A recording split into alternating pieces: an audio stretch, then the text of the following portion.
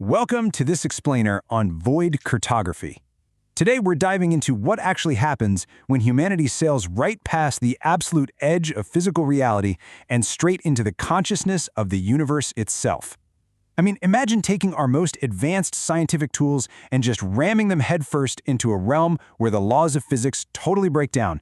What happens to the human mind? What happens to reality as we know it? Well, buckle up, because we're about to find out. We kick off our journey aboard the deep space vessel Anatta. Captain Sarah Chen and her crew are crossing into this wild, anomalous region where space-time itself is literally unraveling. Now they've got scientists and engineers on board, sure, but also mystics, including a Tibetan monk named Lama Tenzin, who perfectly sets the tone for the whole trip. He tells them, certainty is the first thing we must abandon where we're going. So they aren't just leaving known space, right? They're leaving the very concept of certainty totally in the rearview mirror. Section 1. Into the anomalous region. Right away, we hit this massive core conflict. On one side, you have the chief physicist, Dr. Vasquez, literally watching her empirical science fail in real time. Atoms are unraveling. The fine structure constant, which, by the way, is basically the universe's baseline cheat code that holds all matter together, is fluctuating like crazy. But then on the flip side, Lama Tenzin looks at this and doesn't see a physical anomaly at all. He sees them entering the Dharmakaya, the luminous void of pure, unconditioned truth. Suddenly, ancient mysticism is literally the only functional map they've got left. And just to give you a sense of how totally distorted reality gets out there, try to wrap your head around the number 17. The environment warps so intensely that the Anatta actually becomes 17% larger on the inside than it is on the outside. Yep, they've completely left standard geometry and physics behind. It's like they flew a spaceship straight into a cosmic TARDIS. It is totally mind-bending to even try and visualize your environment expanding internally while the external shell stays exactly the same. Section 2. First contact with consciousness. Okay, so the ship's pilot, Lou, uses his neural interface, and his mind ends up merging with this absolutely massive presence. This entity calls itself the dreamer of the undreamed. We're talking about a vast consciousness that existed before the conditions that even create physical reality were a thing. It's an entity that's just been casually hanging out, observing the birth and death of entire universes. And the fascinating part?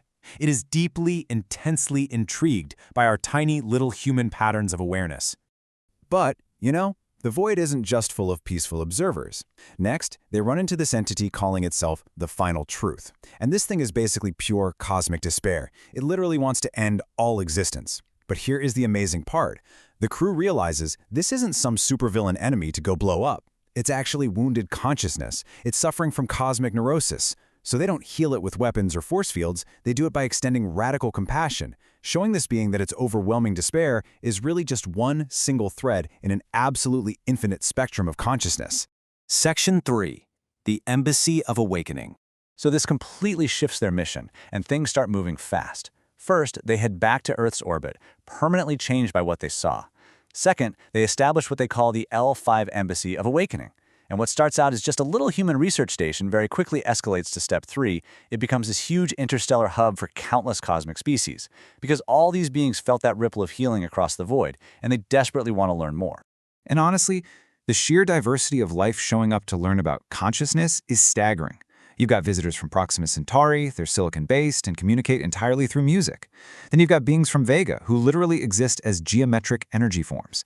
Plus, there's this aquatic, fluid consciousness from Tau Ceti. And they're all coming to a human embassy of all places to figure out how to bridge the massive gap between individual identity and universal awareness. But here is probably the most surprising takeaway from the whole embassy setup.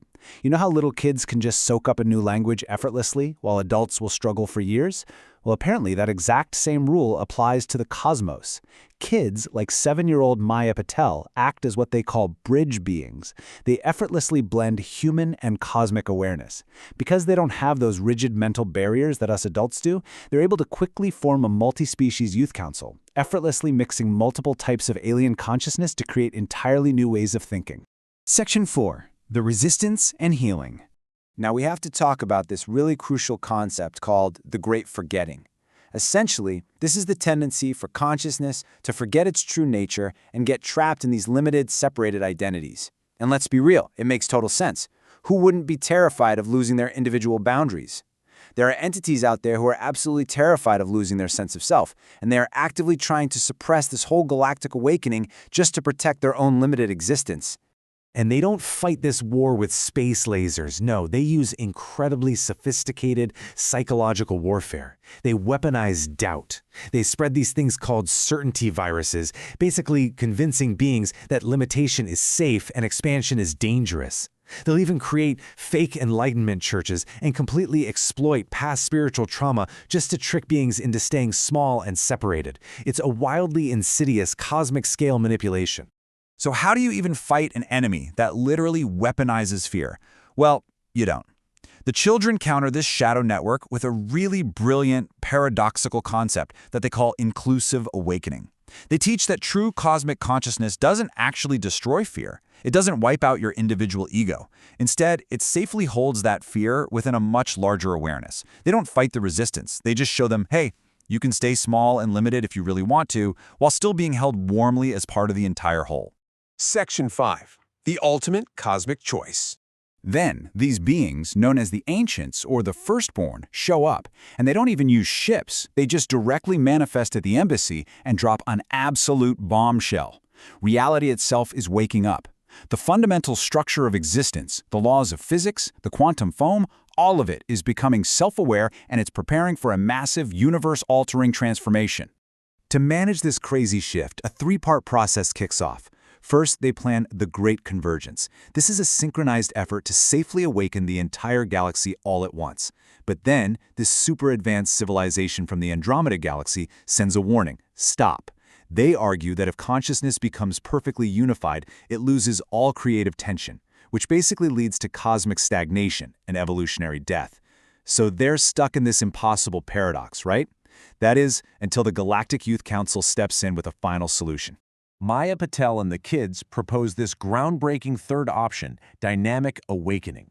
This is a type of consciousness evolution that allows beings to be perfectly, fully, cosmically aware while still fluidly choosing to play the role of a limited individual being.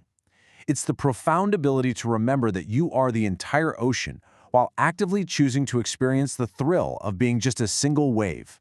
Which leaves us with one final, truly incredible thought to ponder. What happens when a fully awakened universe consciously chooses limitation, simply to explore the beauty of connection and love? It turns out, the ultimate cosmic choice isn't just about waking up to the infinite. It's about becoming so incredibly vast and conscious that we actively choose to remain limited, just so we can continue to explore, create, and experience love with one another. What an absolutely fascinating concept to wrap your mind around. Keep exploring, keep questioning, and keep expanding your own map of reality.